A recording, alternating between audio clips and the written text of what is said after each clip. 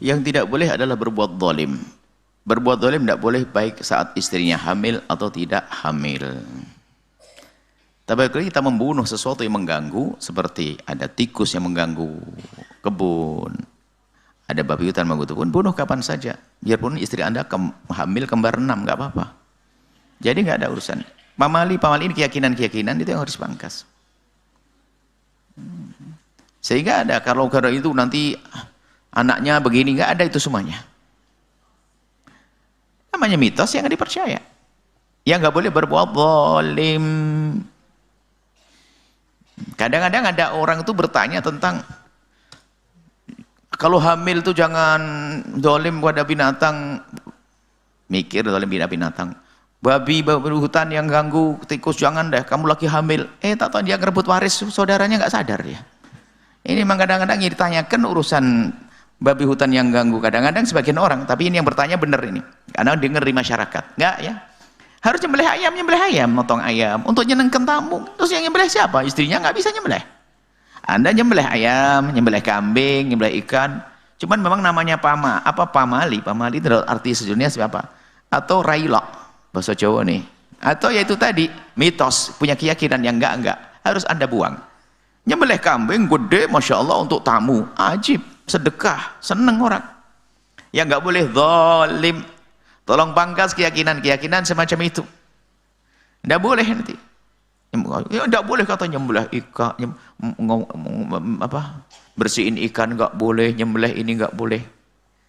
Boleh itu semuanya. Yang penting memang itu kerjaan halal. Nggak ada urusannya, nggak ada hubungan. Jangan dihubung-hubungkan. Bahkan gimana hukumnya? Waktu istri saya hamil, saya nyembelih kambing 5. Untuk apa? Ya sedekah. Ya bagus.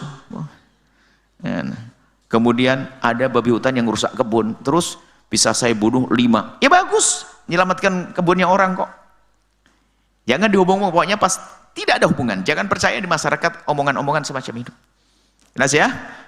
Semoga Allah memberikan pada kita keselamatan. Anak-anak yang lagi hamil, kalau istrinya diberi kemudahan dalam kelahiran, anak yang dibanggakan oleh Rasulullah SAW. Allah alam. Untuk pertanyaannya, amalan apa? Yang pertama niat. Niat untuk bisa berkumpul dengan istri. Amin. Niat yang pertama adalah semoga rizkinya segera cukup sehingga tidak perlu jauh-jauh dengan istri. Ini yang pertama. Karena apa?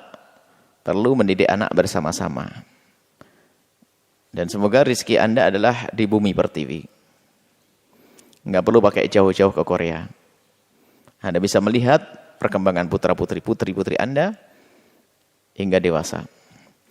Kemudian yang kedua adalah amalan yang paling utama adalah menjauhi kemaksiatan dulu. Banyak istighfar ya. Banyak istighfar karena kemaksiatan dosa yang kita lakukan. Karena mendidik anak itu dari saat anak dalam kandungan. Yaitu mendidik batin. Kita mengadu kepada Allah. Membaca Al-Quran. Pertama adalah menjauhi daripada keharuman. Mungkin kita pernah punya kebiasaan haram, lalu kita tinggalkan. Diniati ya Allah, aku akan meninggalkan haram ini Allah. Karena aku punya anak. Semoga menjadi sebab kebaikan untuk anak-anakku. Diniati. Kemudian lakukan kebaikan-kebaikan yang biasa saja, yang wajar. Sholat 5 waktu dengan doa-doanya. Dan berbanyaklah membaca Al-Quran. Jika Anda bisa puasa-puasa.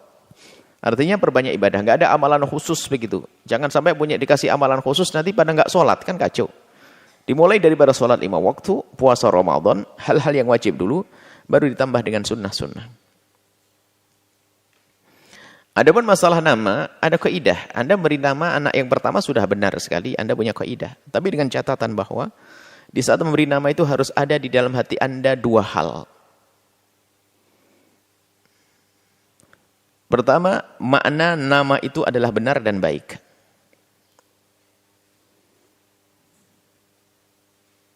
Kalau maknanya tidak baik, enggak apa sebenarnya. Misalnya apa? Kesleo, ya udah jangan jadi nama kesleo. Kesleo kan enggak baik. Ya, misalnya saya kasih misal yang enggak pernah ada. Kejungkir, enggak perlu, nama itu namanya enggak baik. Nama yang baik, biarpun bahasa Jawa. Misalnya lestari masih bahasa artinya bagus.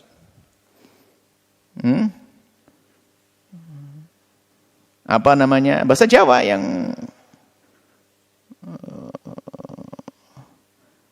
apa bahasa Jawa ya? Bahasa Sunda tuh. Jadi maknanya harus benar. Dan di balik makna itu Anda niatkan. Dari nama Hasan, saya pengen anak saya menjadi anak yang Hasan. Seperti baginda Nabi diberi nama Muhammad oleh kakek beliau, ilham dari Allah agar dia itu Mahmud. Agar menjadi orang yang terpuji dan benar terpuji. Agar terpuji baginda Nabi. Jadi niat dari nama yang baik. Kalau namanya sudah judulnya artinya jelek, gimana niatnya? Diberi nama anaknya Lik, bagus. Tapi dari kata jungkir balik. Namanya apa? Lik. Bagus. Jungkir balik namanya. Kan tidak enak begitu ya. Ada mau ngasih nama, jangan-jangan disebut pakai nama juga nanti jungkir balik. Baik, namanya bagus yang pertama. Yang kedua adalah dihubungkan dengan orang-orang mulia. Siapa yang pernah punya nama itu misalnya? Kalau Anda beri nama Hasan karena Anda rindu putra Anda seperti Sayyidina Hasan bin Ali. Anda beri nama anak Husain karena ingin seperti Sayyidina Husain. Anda beri nama anak Umar ingin seperti Sayyidina Umar bin Khattab. Anda beri nama anak Salman karena ingin seperti Salman Al-Farisi. Tapi jangan diberi nama Salman, misalnya ada Salman yang lainnya. Ingat Salman yang lainnya, nggak benar itu. Jadi dari maknanya benar, kemudian ada maksud yang kedua, Anda beri nama itu adalah ada tujuan. Digabungkan antara makna yang benar tadi dengan niat, maka orang yang nama tersebut jika digunakan oleh seseorang karena kebaikan orang tersebut. Ya, seperti itu. Jadi bebas, jangan beri nama asal saja. Ketemu ini nama sekedar baik saja, nggak cukup. Atau namanya baik, tapi niatnya tidak baik. Baik, itu saja, saya kasih rambu-rambu, nanti beri nama sendiri. Cari sendiri insya Allah. Kalau tidak nanti kirim SMS kepada anak, kalau sudah lahir nanti baru dikasih namanya, insya Allah. Semoga menjadi orang tua sukses dalam mendidik anak-anak. Dan semuanya juga. Semoga Allah mengampuni semuanya, menjaga keluarga.